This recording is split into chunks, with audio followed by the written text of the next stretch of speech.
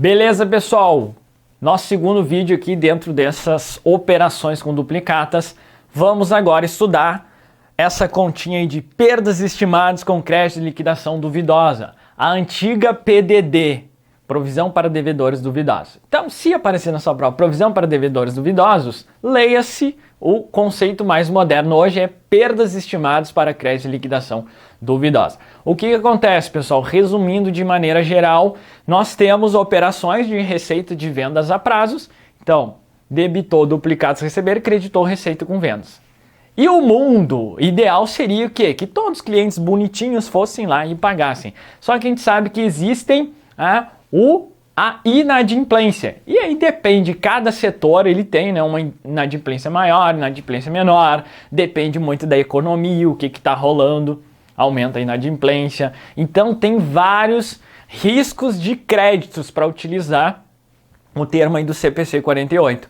E, portanto, como a contabilidade ela precisa evidenciar informação mais próxima possível da realidade, nós não podemos constar lá duplicados receber 100 mil. Só que a empresa sabe, cara, que 10% ela não vai receber. Então, na real, quanto que ela vai receber? 90. E como que a contabilidade avisa isso para os usuários?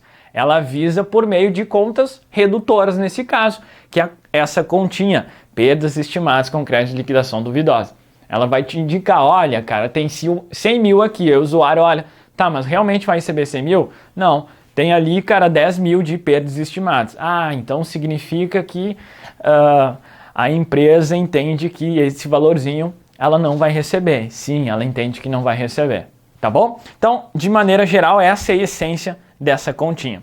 Onde que está isso? Fundamentação legal, artigo 183, inciso 1, a linha B. Então ele fala, no balanço de debenças ativos serão avaliados segundo os seguintes critérios: as aplicações, instrumentos financeiros, inclusive derivativos, em direitos e títulos de crédito, né? Ó, direitos e títulos de crédito. As duplicatas a receber, classificados no circulante, quando forem de curto prazo, ou no realizável longo prazo, quando for de longo prazo.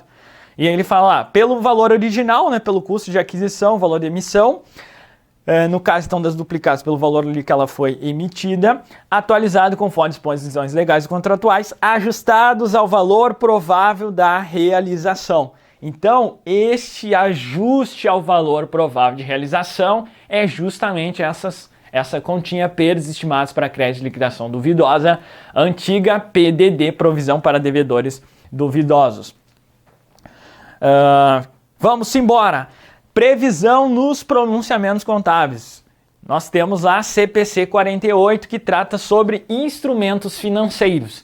As duplicatas a receber são ativos financeiros, portanto, estão dentro do escopo do CPC 48. E aí, o CPC 48, ele fala, eu resumi o principal que você precisa saber aqui para a gente fazer uma leitura conjunta, combinado? Então, vamos lá. Ativo financeiro com problema de recuperação de crédito. Justamente são essas duplicatas a receber que a gente entende que não vai receber. Então o que ele fala? O ativo financeiro apresenta problemas de recuperação de crédito quando ocorrerem um ou mais eventos que impactam negativamente os fluxos de caixa futuros estimados desse ativo financeiro. A evidência de que o ativo financeiro apresenta problemas de recuperação de crédito inclui dados observáveis sobre os seguintes eventos: dificuldade financeira significativa do emissor ou mutuário, quebra de contrato, como, por exemplo, inadimplência ou pagamentos vencidos. O credor do devedor, por motivos econômicos ou contratuais relacionados à dificuldade financeira do devedor, dá ao devedor uma concessão ou concessões que o credor, de outro modo, não consideraria. Veja, cara, é impressionante como os pronunciamentos contábeis eles conseguem complicar o que não é complicado. Começa a falar credor, devedor, você já nem sabe quem é credor, devedor, é um negócio, mas é só para você ter uma noção. Não se estresse com isso aqui, que a gente vai ver que é muito mais simples do que a gente pensa. Tá? É só para você saber que existem essas perspectivas lá no CPC 48. Né? Não vamos complicar o que não precisa ser complicado. Tá? Então existem evidências dispostas aí no CPC 48. Quando o ativo financeiro apresenta problema de recuperação de crédito. Mas o que, pessoal? O que a gente sabe? O cliente lá ele não consegue, não está bem das pernas, ou tem algum contexto econômico e aí, putz, aquilo vai acabar impactando. Então é isso, cara. É algum problema lá com o cara que está devendo para a empresa, tá? Legal. Porque esses termos credor e devedor, eles são chatinhos, porque às vezes a gente raciocina com a natureza das contas, credora, devedora, só que aqui é na função da pessoa, entendeu? O credor, o devedor, e aí o CPC acaba colocando essas palavras e aí a gente vai confundindo, tá? Mas quem é o credor, quem é o devedor, tá? Mas a gente tem que pensar na pessoa, tá bom? Beleza. E não lá nas contas. Por isso que é chatinho isso aqui. Mas vamos lá. Tornar-se provável que o devedor entrará em falência. Então, entendeu por que é complicadinho? Porque o direito é devedor, duplicados a receber. Só que aqui ele está falando na pessoa que deve, né? Então, o devedor entrará em falência e passará por outra reorganização financeira. Né? O cara que deve, o cliente, nesse caso. O desaparecimento do mercado ativo para esse ativo financeiro por causa de dificuldades financeiras. Ou compra ou concessão de ativo financeiro com grande desconto que reflita as perdas de crédito em corridas. Então, essas aí são as perspectivas, evidências de que aquele ativo financeiro apresenta problemas de recuperação de crédito. Vamos lá. E aí, o que mais fala aí o CPC 48? Fala o seguinte, ó, em cada data do balanço, a entidade deve mensurar a provisão para perdas de instrumento financeiro. Veja que o próprio CPC 48 fala o termo provisão para perdas. Tá? Então, assim, a gente sabe aí, né, quando a gente estuda um pouco mais de contabilidade avançada, que o termo provisão, o mais correto, nos termos do CPC 25, é se referir a passivo de prazo ou valor incerto. Só que no próprio CPC 48, o CPC 48 é um dos mais recentes, foi lançado aí há pouco tempo. Então vejo que esse termo provisão ainda é utilizado para se referir a contas redutoras de ativo, né? Mas tecnicamente não é o mais interessante. Mas enfim, consta até no próprio CPC 48. Então se a gente aparecer na prova provisão para devedores duvidosos, né, a gente vai entender como aquela ajuste para perdas, né, de duplicatas que a gente considera que não vai receber. Então, provisões para créditos e liquidação duvidosa, mais comum até de aparecer, provisão para créditos e liquidação duvidosa. Legal, é a perda estimada para créditos e liquidação duvidosa. São sinônimos aí. Inclusive o termo é utilizado no próprio CPC 48. Então, em cada dado do balanço, a entidade deve mensurar a provisão para perdas de instrumento financeiro ou valor equivalente às perdas de crédito esperadas. Então, valor que a empresa entende, por isso que é perdas estimadas, é aquilo que ela espera, estima, se o risco de crédito desse instrumento tiver aumentado significativamente desde o reconhecimento inicial. Na data do balanço, o risco de crédito de instrumento financeiro não tiver aumentado significativamente desde o reconhecimento inicial, a entidade deve mensurar a provisão para perdas para esse instrumento financeiro ao valor equivalente às perdas esperadas para 12 meses. Tá bom? Então aqui é se, duas hipóteses, né? Se tiver aumentado significativamente, nós vamos considerar esse valor esperado, e se não aumentar o risco, nós vamos considerar o quê? Os últimos 12 meses. Resumindo, é isso que o CPC 48 fala. O que mais que ele fala? A entidade deve reconhecer no resultado, como ganho ou perda na redução ao valor recuperável, o valor das perdas de crédito esperados, ou reversão. Então a gente vai estudar isso aí, que essas perdas estimadas elas vão para o resultado como despesa. E pode ter o caso de ocorrer uma reversão, nós vamos estudar também isso aí. Essa reversão vai ser o quê? Uma receita. Então é isso que ele está falando aqui, de maneira geral. Na data do balanço, a entidade somente deve reconhecer as alterações cumulativas das perdas de crédito esperadas desde o reconhecimento inicial, como provisão para perdas para ativos financeiros comprados ou concedidos com problemas de recuperação de crédito. Então ele está falando o seguinte, somente vamos reconhecer essas perdas de crédito para aqueles ativos financeiros de fato que apresentem problemas de recuperação de crédito de acordo com essas evidências aqui que ele estabelece, tá bom? Beleza. O Que mais ainda? O último ponto, acho que eu trouxe do CPC 48. Ele fala o seguinte: a entidade deve sempre mensurar a provisão para perdas por valor equivalente às perdas de crédito esperados para contas a receber de clientes ou ativos contratuais que resultem de transações dentro do alcance do CPC 47. O CPC 47, basicamente, ele vai destacar todos os detalhes daquela continha de receitas. Receitas com vendas. E aí o nome do CPC 47 é Receitas de Contratos com Clientes. Então ele basicamente vai detalhar quando que eu reconheço, né, qual a ideia. É cheio de detalhe técnico CPC 47, mas na real não tem também maiores problemas assim. Ele só é chato pra caramba. É um monte de detalhes, tipo, nessa venda pode ocorrer prazos, momentos que eu reconheço, então é detalhe pra caramba, mas basicamente ele vai tratar sobre todos esses detalhes relacionados a receitas. Combinado? E aqui o que o CPC 48 fala? Ele fala o seguinte, ó, a entidade deve sempre mensurar essa perda estimada para crédito de liquidação duvidosa por valor equivalente às perdas de crédito esperados para essas. Daí ele elenca outras alíneas que eu coloquei aqui, mas o que interessa pra gente, ó, contas a receber de clientes, ou seja, as duplicadas a receber, tá? Decorrentes dessas transações, dessas receitas. Então, cara, as provisões decorrentes do quê? Da operação de venda a prazo, que a gente debita duplicatas a receber e credita receita com vendas. É isso. Só que de uma maneira altamente rebuscada. Eles falam, olha, nessa operação aqui, não se esquece lá da provisão, tá bom? É isso, da perda estimada. De maneira geral é isso. Toda essa farofada aí para falar isso, tá bom?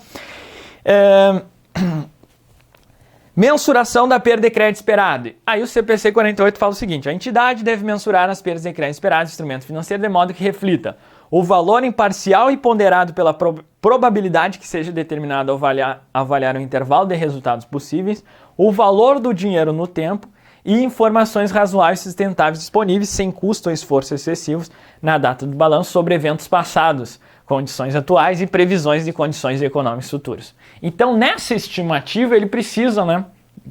Tipo, o valor esperado. E o que eu vou considerar? Cara, todas as probabilidades, né? Considerando o intervalo de resultados possíveis. Então, inclusive, tem método estatístico que entra aqui. O valor do dinheiro no tempo, o que significa isso? Cada mercado ele possui uma taxa. Né? A taxa Selic, por exemplo, ela vai fixar todas as transações financeiras no país. Então, esse valor do dinheiro no tempo, inflação, qual é a taxa oficial, taxa Selic no nosso país, deve ser considerado também. E que mais? Informações razoáveis e sustentáveis, sem muitos custos excessivos de esforço, na data do balanço, sobre o quê? O que aconteceu? Cara, historicamente, quanto que a empresa não recebe? Historicamente, quanto que nós temos de inadimplência? Para cada R$1.000, é 3%. Legal. Então ele vai pegar informações passadas. Condições atuais, como que está a economia hoje? E quais são as perspectivas futuras? Cara, qual é a previsão? Como que está aqui o PIB? Tem previsão do salário mínimo aumentar? Porque as pessoas, se a economia está bem, a inadimplência vai lá para baixo. Então, se a economia está mal, as pessoas estão com problema de emprego, cara, tende aqui, velho, nós estamos vivendo uma situação cabulosa aqui. Cara, isso aqui vai aumentar, velho, vai aumentar o risco de crédito. Então, o que vai acontecer? Eles vão ter que aumentar as estimativas de gente que está devendo. Entenderam? É sempre rebuscado, mas na verdade nós vamos aos poucos desmistificando aqui, tá bom? Fechamos. Finalmente chegamos na parte mais prática aqui. Então, mas eu não poderia, partir para a prática sem você ter uma contextualização. Então a gente contextualizou aqui 15 minutinhos, contextualizamos e agora vamos para o exemplo prático que vai preparar o nosso conhecimento para enfrentar as questões. Simbora! Vamos lá, então eu trouxe um exemplo adaptado da doutrina aqui. No final do exercício de 2000x1, o saldo da conta duplicados a receber de uma empresa comercial é de R$100.000. baseado nas premissas e orientações previstas pelo CPC 48. Então, já trouxe aqui, né, aquelas orientações ali, baseado em tudo que nós estudamos. Ele tem um saldo de conta duplicados receber de uma empresa de 100 mil. E aí, baseado naquelas premissas e orientações do CPC 48, a empresa chegou a um montante de perdas. Então, baseado nessas premissas todas aqui que nós vimos, ela chegou em um montante de perdas a serem reconhecidos no total de R$2.000. Legal! Então, como que nós vamos constituir? Ela já vai para o resultado, como despesas com perdas estimadas de crédito de liquidação duvidosa, é o que o próprio CPC 48 falou ali, de maneira rebuscada, mas é isso. Lembra lá que a gente viu que vai lá para o resultado. Beleza. Então, você debita uma despesa, apropria a despesa, vai lá para o resultado e credita perdas estimadas para crédito de liquidação duvidosa. Então, você está falando para o usuário o seguinte, cara, a gente sabe que não vai receber aí desses 100 mil, 2 mil não vão receber, tá de boa, faz parte do negócio. Então, o que vai acontecer? Vai ficar 100 mil duplicados a receber, e aí, menos, embaixo, no balanço patrimonial, perdas estimadas de crédito de liquidação duvidosa, 2 mil. Então, o usuário vai entender, cara, é 98 mil que realmente tem de direito. Por quê? Porque 2 mil são créditos podres, digamos assim, os caras não vão pagar. Perfeito? Então ele já computa no resultado. Já computa no resultado. Esses ajustes sempre vão para o resultado. Né? Se você parar para pensar, teste de recuperabilidade, como que computa? Vai para o resultado e, em contrapartida, a conta de ajuste. Perdas estimadas para estoques, é tudo o mesmo raciocínio. Né? Então, o estoque lá a gente pega as mercadorias, só que um vai estragar, outro não sei o que, então a gente já tem uma noção que vai perder os estoques, segue a mesma linha de raciocínio. Então você vai debitar a despesa e creditar o ajuste. Então isso é para todas as continhas. Então na real, quando ele fala aqui, ó, esse mesmo raciocínio está previsto aqui, ó, os elementos do ativo serão avaliados. Ó, as aplicações, direitos de crédito. Então, estoques entra aqui também, pelo valor de custo de aquisição, valor de emissão, ajustado ao valor provável de realização. Então, veja que não é só para as duplicatas, é mais amplo, é para estoques, é para os elementos do ativo de uma maneira geral. Então, se você pegou esse raciocínio, você inclusive já vai usar para outros ativos aí. Exemplo, estoques. Vamos lá. Então, debitou e o ajuste, perdas estimadas para crédito de liquidação duvidosa, nós vamos computar aqui em conta redutora de ativo. Então, por isso que é menos A. 2 mil. Beleza. Então, isso aí no final do exercício 2000x1. Aí, pessoal, o que vai rolar? Nós estamos no exercício x1. Computamos lá o que a entidade espera, baseado em todas aquelas premissas. Aí, durante o exercício de x2, vão ocorrendo as vendas normais e alguns clientes não vão pagar. Só que, será que aquela estimativa ela foi suficiente? Não foi suficiente? Lembra que é perdas estimadas. Se é estimado, o real pode ser diferente.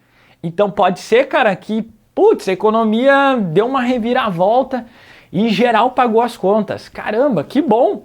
Que bom, não é mesmo? Que bom, show de bola. Ah, não, cara, veio um surto e, cara, não estava previsto, lascou tudo. Ou seja, o que nós estimamos lá no final do ano, já era, foi por água abaixo, tá bom? Então são os dois casos que podem ocorrer no próximo exercício, daquele no qual foi provisionado. Tá bom? E aí nós temos o primeiro caso. A perda estimada para crédito de liquidação duvidosa é suficiente. E aí o valor provisionado é igual à perda aqui. Então vamos ao exemplo aí. Novembro de X2. Então lá em novembro, né, do outro ano, após esgotadas todas as tentativas de cobrança, até por isso que eu botei mais para o final do ano, para ficar mais... Né? O cara não pagou ali, digamos que estava... o vencimento era em março, ele tentou, cara, 6 meses, 7, e aí, cara, chegou em novembro... Olha, não tem mais o que fazer, velho. Isso aí realmente é incobrável. Não adianta protesto, já bati na casa do cara e ele não vai pagar, entendeu? Simplesmente o cara faliu e não tem de onde tirar o dinheiro. Então, após esgotar tudo as tentativas administrativas de cobrança, uma duplicata no valor de R$500 foi considerada incobrável. O que nós vamos fazer, galera? Nós tínhamos um saldo de quanto? De 2.000. Então, 500. O que a gente vai fazer? Vamos baixar a perda estimada e baixar a duplicata. Entenderam? Então, você vai debitar lá as perdas estimadas, 500 vai ficar um saldo de 1.500, tá bom? Então, legalzinho. Então, nós tínhamos aqui, ó, deixa eu pôr, perdas estimadas para crédito e liquidação duvidosa. Então, no lançamento aqui, o que rolou? A gente creditou 2.000. 2.000. Agora, o que vai acontecer? Ó, 500 já se confirmou. Ó, do que nós estimamos, 500 já se confirmou. Então, a gente vai lançar ali, ó. Agora tá com saldo de quanto? De 1.500. 2.000 menos 500, tá bom? E, cara, a duplicata não vai ser recebida. Então, daqueles R$100.000 lá, 500 já foi. A gente sabe que não vai rolar. Né? Já foi, considerado incobrável. Então, a gente baixa a duplicata a receber. Um fato permutativo do ativo, né? Mais A menos A. Beleza. E aí, o caso 2 é o seguinte. A perda estimada é insuficiente. Tá bom? Então, aqui poderia só ter sido um valorzinho. Poderia ser eu ter colocado 2.500 aqui, né? Mas eu fiz questão de colocar 2. Por quê? Porque é mais ou menos o que ocorre na prática. Né? Tal data, aquele duplicata foi considerado incobrável. Aí vem outra duplicata, essa aqui também. Então, na prática, na dinâmica aí da empresa, é assim que ocorre. Né? São vários lançamentos nessa continha. Aqui a gente fez 2 para fins didáticos, tá bom? Então, vamos lá, a gente já tinha essa situação. Aí em dezembro, ou seja, um mês depois ali, em dezembro de X2, mais uma vez, né, foi considerado esgotado todas as tentativas de cobrança. Uma duplicata no valor de 2.500 foi considerada incobrável. Olha aí, galera. 2.500. Quanto que nós tínhamos de saldo? 1.500. Olha aqui. 1.500 de saldo. 2.000 menos 500. Esse é o saldo ao final de novembro de X2. Aí vem em dezembro de X2, mais outras de 2.500. Ou seja, se enquadra no caso 2. A perda estimada ela é considerada insuficiente. O que vai acontecer? Nós vamos baixar toda o que nós temos ao saldo. Então, a gente vai, baixar o saldo. Ó, vamos zerar esse negócio. Então, a gente debita, zeramos. Tudo que foi estimado já era. Então, debitamos pelos 1.500 e a diferença vai para onde? Vai para o resultado. Afinal, isso aqui já tinha ido para o resultado, né? Os 2.000. Só que, só aqueles 2.000 que foi para o resultado não foi suficiente. Então, a gente baixa a perda estimada e a diferença do que foi insuficiente vai para onde? Vai lá para o resultado, perdas com clientes. É a mesma continha aqui, ó. Despesas com PCLD. Até tinha que ter utilizado a mesma conta. Né? Perdas com clientes. Mas é bom utilizar mais de uma conta, porque é a mesma ideia, né? Perdas com clientes, porque na prova aparece várias nomenclaturas diferentes. Então, aqui, perdas com clientes, a gente complementa e põe despesas com PCLD, perdas estimadas. Então, despesa é a mesma coisa, com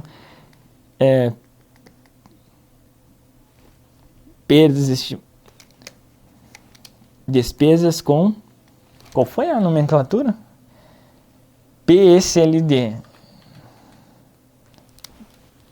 Até não é muito boa essa nomenclatura aqui, mas PCLD. Geralmente é despesas com créditos de liquidação duvidosa, né? Perdas com clientes, enfim, são várias nomenclaturas. O que importa é que você sabe que isso aí vai para o resultado. A soma dos débitos é igual à soma dos créditos, 1.500 mais 1.000, 2.500. Então você vai baixar 2.500, afinal é incobrável. Você vai baixar o valorzinho em duplicatas a receber. Tá bom? Então, o que você pode perceber? Duplicata incobrável sempre vai creditar duplicatas a receber. A diferença serão nos débitos aqui. Se eu tenho saldo suficiente, eu vou dar baixa na perda estimada. Como que eu dou baixa? Debito ela. Por que que eu debito? Porque ela é uma conta redutora de ativo. Se ela é uma conta redutora de ativo, ela possui natureza credora. Para mim dar baixa nela, eu preciso debitar. Feito. Então, se tem o saldo suficiente, eu vou baixando. Olha, aquilo que foi estimado realmente se concretizou. Então, eu vou baixando o que foi estimado. Chega um momento que pode ser que seja insuficiente. Foi o caso aqui. Pô, mais 2.500 aí. Né? E aí a gente vai fazer esse tratamento aí. Muito bem. Todo ano, o que diz lá o CPC 48? Ao final do exercício, na data do balanço, olha lá o que ele fala, ó. Em cada data do balanço, a entidade deve mensurar a provisão. É isso aqui. Então, na prática, trazendo para uma realidade mais didática possível aqui. Ao final do exercício X2, nós vamos precisar reconhecer novas perdas estimadas. Né? Considerando a nova economia, a nova situação. Cara, a economia tá uma droga aqui, realmente tocou horror. Então, assim, essas novas perspectivas a gente vai ter que aumentar. Apesar do passado dizer que é 3%, nós vamos precisar, vai estourar esse negócio aqui, inadimplência. Nós vamos para 10%, tá? Então, por exemplo, só dando um detalhamento aí, considerando perspectivas passadas, futuras e atual, né? Situação ali da economia. Vamos lá então, ao final do exercício 2 deve haver nova composição das perdas estimadas para crédito de liquidação duvidosa ao valor equivalente às perdas de crédito esperadas, conforme nós vimos aí no CPC 48. Vamos lá, e aqui mais uma vez tem mais de uma situação. Caso 1, não existe saldo remanescente da conta perdas estimadas de crédito de liquidação duvidosa. Então, é o caso que aconteceu aqui. O que rolou? Cara, sugamos todas as perdas estimadas e ainda tivemos que computar uma diferença de 1.000 no resultado. Então, né, ao final do exercício X2, no exemplo utilizando esses dados passados ali, cara, não existe mais saldo remanescente. Então, nós vamos efetuar esse lançamento de novo, despesas a PCLD com um novo valor esperado. Mas pode acontecer de existir saldo remanescente. Vamos imaginar que aqui, ó, só teve essa baixa de 500. Então nós ficamos com um saldo aqui de 1.500, por exemplo. Putz, fechou lá, ó, 1.500. Então a gente vai fazer o quê? A gente vai complementar o saldo existente ou reverter o saldo remanescente e contabiliza novo provisionamento. Então tem duas situações aqui que a doutrina nos informa. Tá? Complementa o saldo existente. Então, eu tinha 1.500 de saldo, a gente acha que é 3.000 para o próximo ano. Em vez de 2.000 é 3.000. Então o que vai rolar? Nós vamos fazer um lançamento de 1.500, ou seja, vamos complementar. Não, a empresa tem uma política, ela vai reverter e fazer toda a Constituição. Não faz muito sentido, mas pode, como a doutrina fala aí, né, vamos estudar conforme a orientação. E realmente, né, mas a opção mais que eu acho coerente é o quê? Complementar o saldo existente. Mas eu posso reverter e a reversão aí vai computar lá para o resultado. Então você vai reverter aquela perda estimada, então vai computar para o resultado e contabiliza um novo provisionamento, tá bom? Aqui tem impacto de tratamento, né? Impacto no resultado. O primeiro, você tem a questão, né, do resultado aqui, mas enfim, é o que estabelece aí a doutrina, porque a primeira vai ficar computado como despesa lá, né? Existe saldo, aí essa situação segunda vai reverter, então vai deixar mais representando fidedignamente lá o resultado do exercício. Então acaba a opção B contabilmente mais completa, né? Enfim, mas tem as duas situações aí. E é algo que não está normatizado, pelo menos pelo que eu li no CPC 48, isso aí. Então acaba que dá margem, né, para a doutrina meio que pode ser desse jeito. E se um valor já considerado incobrável for recebido? Cara, digamos que nós consideramos aqui, ó, em novembro de X2 considerou 500 incobrável. Só que aí do nada, velho, do nada, o cliente acertou na loteria, ele, cara, vou quitar tudo esses desgraçados que ficaram me cobrando aqui. Desde março os caras ficaram me cobrando. Vou lá, vou pagar tudo. Aí ele vai em dezembro e toma aqui teus 500. Né? E ainda xinga lá os caras que cobraram. O que os caras vão fazer, os que cobram? Beleza, senhor, muito obrigado. Vocês são uns bandos de não sei o que. Beleza, sim, senhor, sim, senhor. Aí eles vão pegar e vão mandar lá para a contabilidade. O que a contabilidade vai fazer? Olha, recebemos, cara. Aí a contabilidade vai fazer o seguinte. De boa, que bom, né? Legal. A gente vai restabelecer o saldo da perda estimada. Afinal, nós tínhamos baixado lá, ó. Vai entrar, né? Vai restabelecer isso mesmo. Vai restabelecer o saldo e a diferença vai para outras receitas. Resultado. Tá bom? Então é isso aí que acontece.